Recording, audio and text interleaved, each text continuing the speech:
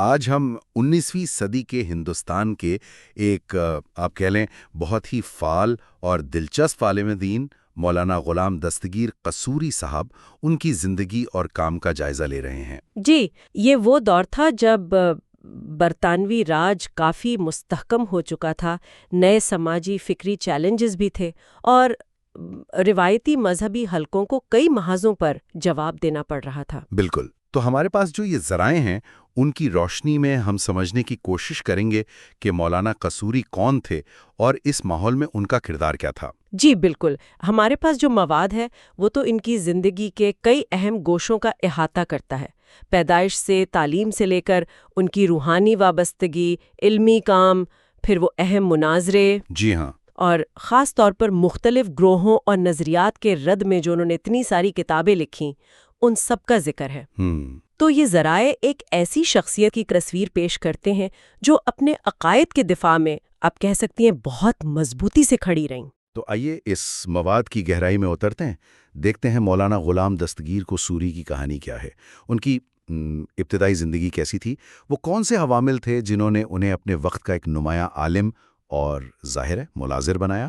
تو شروعات ان کی پیدائش اور تعلیم سے کرتے ہیں۔ لاہور کے اندرون شہر موچی دروازے کے قریب محلہ چلہ بیبیاں، وہاں ان کی پیدائش ہوئی۔ اچھا، لاہور میں؟ جی، والد کا نام مولانا حسن بخش صدیقی تھا۔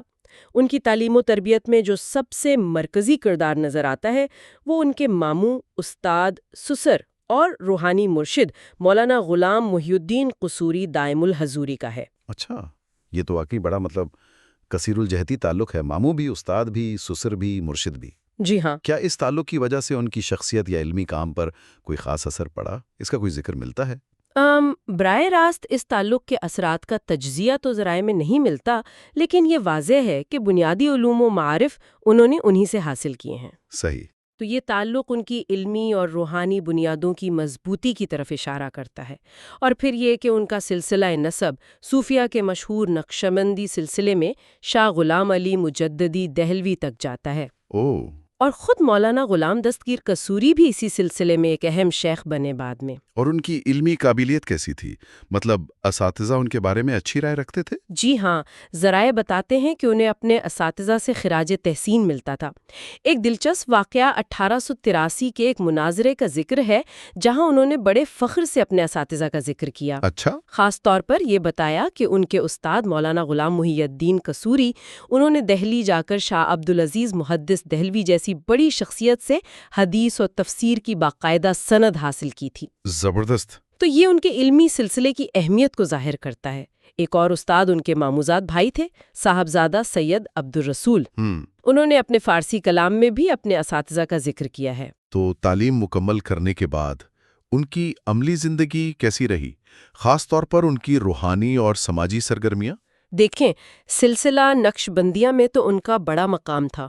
ذرائع کے مطابق ہزاروں افراد نے ان سے بیعت کی۔ ہزاروں نے؟ جی، اور انہوں نے اپنی زندگی تبلیغ و تلقین میں گزاری۔ اس کے ساتھ ساتھ وہ سماجی طور پر بھی کافی فعال تھے۔ لاہور کی جو مشہور تنظیم تھی انجمن حمایت اسلام، جی سنا ہے، اس کے شعبہ تصانیف کے انچارج بھی رہے۔ اچھا، انجمن حمایت اسلام سے وابستگی کی کوئی خاص مثال ملتی ہے؟ جی، ایک اہم واقعہ ہے 1878 کا۔ ایک عیسائی پادری نے تحریف القرآن نامی ایک کتابچہ لکھا تھا۔ اوہ!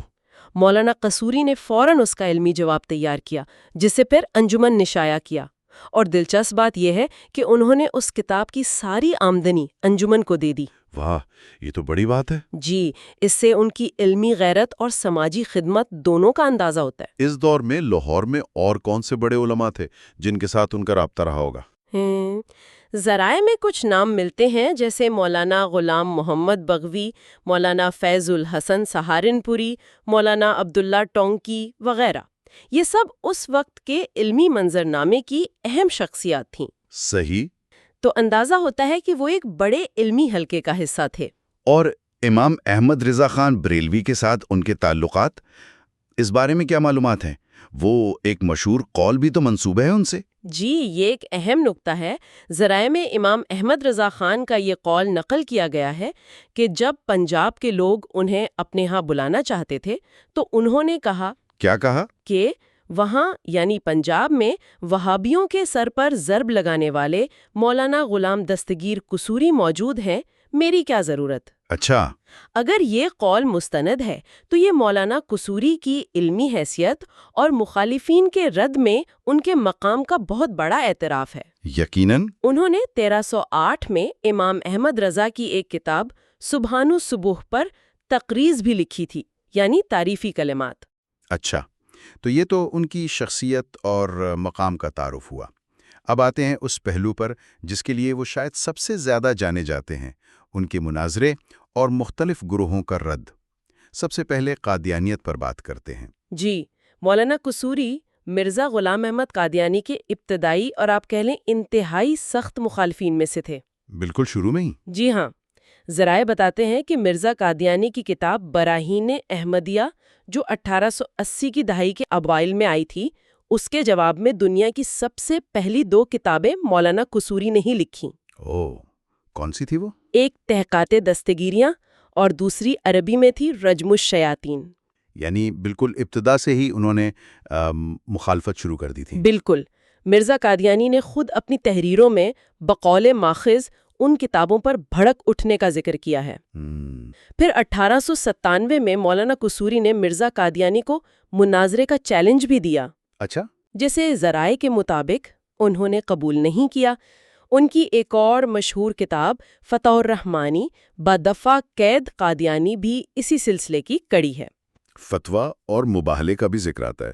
یہ مباہلہ کیا چیز ہوتی ہے؟ ذرا سمجھائیں۔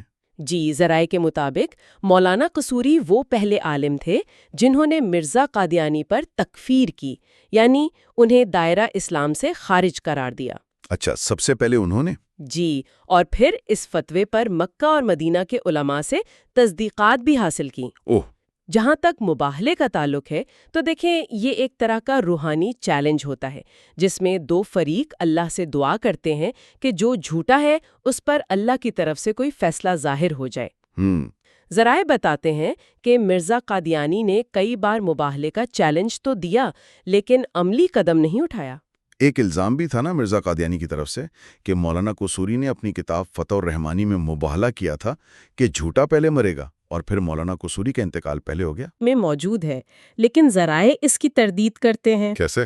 وہ فتح الرحمانی سے مولانا قصوری کی اصل دعا نقل کرتے ہیں جس کا خلاصہ یہ ہے: اے اللہ، مرزا قادیانی اور اس کے ساتھیوں کو سچی توبہ کی توفیق دے، اور اگر یہ ان کے مقدر میں نہیں تو ان پر اپنا وہ فیصلہ نافذ فرما جو ظالموں کے لیے ہے۔ اور ساتھ میں قرآنی آیت فَقُطِعَ دَابِرُ الْقَوْمِ الَّذِينَ ظَلَمُوا کا حوالہ ہے۔ اچھا، تو یہ تو ہدایت کی دعا زیادہ لگ رہی ہے۔ جی، بنیادی طور پر یہ ہدایت کی دعا ہے یا پھر اللہ کے انصاف کی طلب۔ یہ اس بات کا چیلنج نہیں کہ کون پہلے مرے گا، بلکہ خود مرزا قادیانی نے بھی یہ تسلیم کیا ہے کہ مولانا قصوری نے مکہ سے ان کے خلاف فتوے منگوائے تھے۔ صحیح۔ اچھا، قادیانیت کے بعد ایک اور اہم واقعہ مناظرہ بہاولپور کا ہے۔ یہ کیا تھا؟ یہ مناظرہ ہوا تھا 1889 میں، یعنی شوال 1306 ہجری، ریاست بہاولپور میں۔ اس کی وجہ بنی کہ دیوبندی عالم مولوی خلیل احمد انبیٹوی کی کتاب براہین قاطعہ کی بعض عبارتیں، جنہیں مولانا قصوری اور ان کے ہم خیال علماء نے نبی کریم صلی اللہ علیہ وسلم کی شان میں گستاخی سمجھا تھا۔ اچھا، تو اس مناظرے کا نتیجہ کیا نکلا؟ مناظرے میں ثالث یعنی حکم ریاست بہاولپور کے جو نواب تھے صادق محمد خان رابع، ان کے پیر و مرشد مشہور صوفی بزرگ خواجہ غلام فرید چاچڑا شریف تھے۔ خواجہ غلام فرید صاحب؟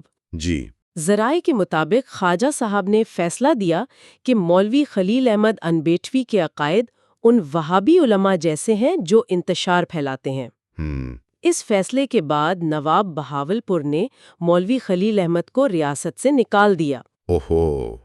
ریاست بدر کر دیا؟ جی، اس مناظرے کی جو کارروائی تھی وہ تقدیس الوکیل نامی کتاب میں شائع ہوئی۔ اچھا۔ اور اس کی اہمیت اس بات سے ظاہر ہوتی ہے کہ اس پر مکہ مدینہ کے کئی علماء نے تصدیقی دستخط کیے۔ واہ! ان میں مولانا عبدالحق مہاجر مکی اور حتیٰ کہ حاجی امداد اللہ مہاجر مکی جیسی بزرگ شخصیت بھی شامل تھیں جو خود کئی دیوبندی علماء کے بھی مرشد تھے۔ یہ تو بڑی بات ہے۔ جی ہاں، اور مکہ کے مدرسہ سولتیہ کے بانی مولانا رحمت اللہ کیرانوی مہاجر مکی، انہوں نے بھی اس پر تقریض لکھی تھی۔ کیونکہ اعتراض سننے میں آتا ہے کہ حرمین کے علماء تو اردو نہیں جانتے تھے، تو انہوں نے کیسے تصدیق کر دی؟ جی، یہ اعتراض ذرائع میں بھی مذکور ہے، اور اس کا جواب یہ دیا گیا ہے کہ تصدیق کرنے والوں میں حاجی امداد اللہ مہاجر مکی اور علامہ عبدالحق الہ آبادی جیسے جید علماء بھی شامل تھے جو اردو بخوبی جانتے تھے۔ اچھا۔ اور برصغیر کے حالات سے بھی واقف تھے، لہٰذا ذرائع کے مطابق یہ اعتراض کمزور ہے۔ صحیح۔ تو قادیانیت اور بعض دیوبندی علماء سے اختلافات کے علاوہ کیا ان کا اہل حدیث یا غیر مقلدین کے بارے میں بھی کوئی خاص موقف تھا؟ کیونکہ سنا ہے کچھ اہل حدیث علماء انہیں اپنے میں شمار کرتے ہیں۔ ہاں، یہ ایک دلچسپ نکتہ ہے۔ بعض غیر مقلد علماء جیسے مولوی مقتدی حسن ازہری یا قاضی صفی الرحمن مبارک پوری، ان کے حوالے سے ذرائع بتاتے ہیں کہ انہوں نے مولانا قصوری کو اہل حدیث لکھا ہے۔ لیکن جن ذرائع کا ہم جائزہ لے رہے ہیں وہ اس کی سختی سے تردید کرتے ہیں۔ اچھا۔ ان کا کہنا ہے کہ مولانا قصوری کی تو پوری زندگی حنفی مسلک کی تائید اور غیر مقلدیت کے رد میں گزری ہے۔ اس کی کیا دلیل دی گئی ہے؟ سب سے بڑی دلیل تو ان کتابوں کی وہ لمبی فہرست ہے جو انہوں نے خاص طور پر غیر مقلدین کے رد میں لکھی۔ جیسے مثلاً ابھاس فرید کوٹ ظہور اللمحہ فی ظہور الجمعہ، یہ جمعہ کی نماز کے متعلق ہے۔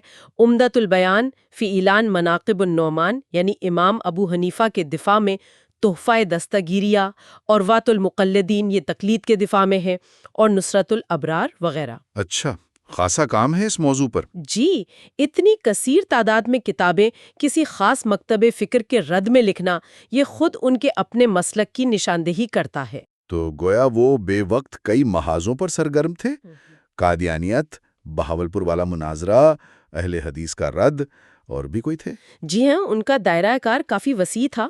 انہوں نے عیسائیت کے رد میں بھی کام کیا، جیسا ہم نے انجمن حمایت اسلام والے واقعے میں ذکر کیا نا، تحریف القرآن کا جواب۔ جی جی۔ اس کے علاوہ پادری عماد الدین کی ایک کتاب تھی نغمہ تمبوری، اس کے جواب میں مخرج عقائد نوری لکھی، اور لدھیانہ میں ایک پادری سے مناظرہ کر کے اسے شکست دینے کا بھی ذکر ملتا ہے۔ زبردست۔ شیعہ اور سر سید احمد خان کے نظریات کے بارے میں کیا خیال تھا ان کا؟ شیعت کے رد میں انہوں نے فارسی میں ہدیت الشیعتین لکھی تھی، جس کا بعد میں اردو ترجمہ بھی ہوا۔ جہاں تک سر سید احمد خان کا تعلق ہے تو ان کے جو نیچری یا معتزلہ جیسے اقلیت پسند نظریات تھے، ان کے رد میں مولانا قصوری نے جواہر مزیہ رد نتیریہ تحریر کی۔ اچھا۔ ذرائع کے مطابق وہ سر سید کے ان خیالات پر سخت تنقید کرتے تھے جو معجزات، فرشتوں، جنت و دوزخ کے روایتی تصورات، یا حضرت عیسیٰ کی بن باپ پیدائش، یا بعض احادیث کی صحت سے انکار پر مبنی تھے۔ اور وہ سود کو جائز قرار دینے اور قبلہ رخ ہونے کو بت پرستی سے تشبیہ دینے جیسے خیالات کے بھی شدید مخالف تھے۔ اچھا، خاصا رد عمل تھا ان کا۔ جی، اور ایک اور قابل ذکر بات یہ ہے کہ انہوں نے بعض عوامی سطح پر جو معمولات رائج تھے ان پر بھی تنقید کی۔ مثال کے طور پر جب ایک عالم تھے عبد الرحمن خیرپوری، انہوں نے قبروں کے طواف کو جائز قرار دیا تو مولانا قصوری نے اس کے رد میں کشف الاسطور عن طواف القبور لکھی۔ اچھا۔ اور اس پر مقامی اور حرمین کے علماء کی تصدیقات بھی شامل کرائیں۔ اس سے پتہ چلتا ہے کہ وہ نہ صرف دوسرے مذہب یا فرقوں بلکہ اپنے معاشرے کے اندر پائی جانے والی ان رسوم پر بھی تنقید کرتے تھے جنہیں وہ خلاف شرع سمجھتے تھے۔ یہ تو واقعی ایک بہت ہی وسیع علمی محاذاری ہے۔ ان کی تصانیف کی تعداد تو کافی زیادہ لگتی ہے۔ کیا کچھ اہم کتابوں کے نام بتا سکتی ہیں جن کا ذکر شاید تفصیل سے نہ آیا ہو؟ جی، فہرست تو تقریباً 20 کتابوں پر مشتمل ہے۔ رد قادیانیت میں تحقیقات دستگیریاں اور عربی میں رجم الشیاطین کا ذکر تو پہلے ہوا۔ فتح الرحمانی بھی اہم ہے۔ جی۔ اہل حدیث کے رد میں کئی کتابیں ہیں۔ عیسائیت کے رد میں مخرج عقائد نوری، نیچریت کے رد میں جواہر مزیہ، شیعیت کے رد میں ہدیت الشیاطین، طواف قبور کے رد میں کشف الاسطور۔ ان کے علاوہ ایک کتاب نصرت الابرار ہے جو عبد الوہاب نامی کسی شخص کے 27 سوالات کے جواب میں لکھی گئی۔ اچھا۔ ایک اور کتاب تصدیق المرام بتکذیب قادیانی و لیکھرام کا بھی ذکر ہے، جس کا حوالہ فتح رحمانی میں ملتا ہے۔ اور یہ بھی سنا ہے کہ وہ اپنی کتابیں مفت تقسیم کرتے تھے، یہ درست ہے؟ جی ہاں، ذرائع میں متعدد کتابوں جیسے مخرج عقائد نوری، ہدیت الشیعتین کا اردو ترجمہ اور جواہر مزیہ رد نچیریا کے بارے میں لکھا ہے کہ وہ چھپوا کر مفت تقسیم کی گئیں۔ واہ، یہ ان کے علم پھیلانے کے جذبے کو ظاہر کرتا ہے۔ بالکل۔ آخر میں ان کی زندگی کے اختتام کے بارے میں بتائیے، کب ہوا وصال؟ ان کا وصال 1315 ہجری میں ہوا، جو غالباً 1897 عیسوی بنتا ہے۔ اچھا۔ ان کی تدفین قصور شہر کے ایک مشہور قبرستان میں ہوئی۔ مولانا نبی بخش حلوائی نے ان کی وفات پر ایک منظوم تاریخ وصال بھی کہی تھی، جو ذرائع میں نقل ہوئی ہے۔ تو اگر ہم سمیٹنا چاہیں مولانا غلام دستگیر قصوری کی شخصیت اور کام کا خلاصہ کیا ہوگا؟ آپ کیا کہیں گی؟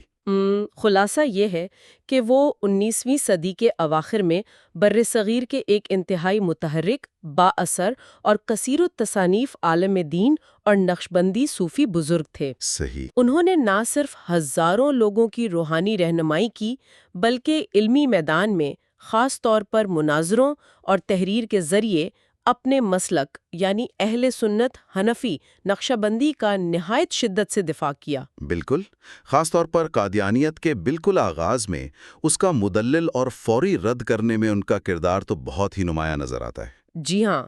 اسی طرح بہاولپور جیسے اہم مناظرے میں کامیابی اور پھر اہل حدیث، نیچریت، عیسائیت، شیعیت، ان جیسے مختلف فکری چیلنجز کے جواب میں ان کی وسیع تصنیفی خدمات، یہ سب انہیں اپنے دور کی ایک جرری اور بے باک شخصیت ثابت کرتی ہیں۔ یقیناً، اور ان کی زندگی اور ان کے اس وسیع کام کو دیکھتے ہوئے ایک اہم سوال بھی ذہن میں آتا ہے۔ وہ کیا؟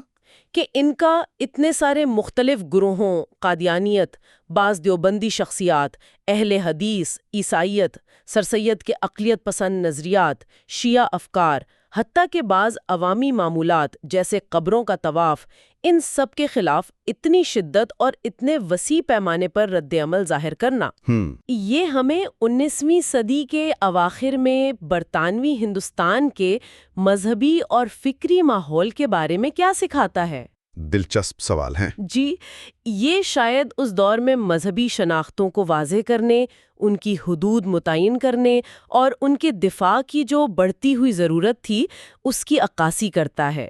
یہ نقطہ یقیناً ہمیں مزید سوچنے کی دعوت دیتا ہے۔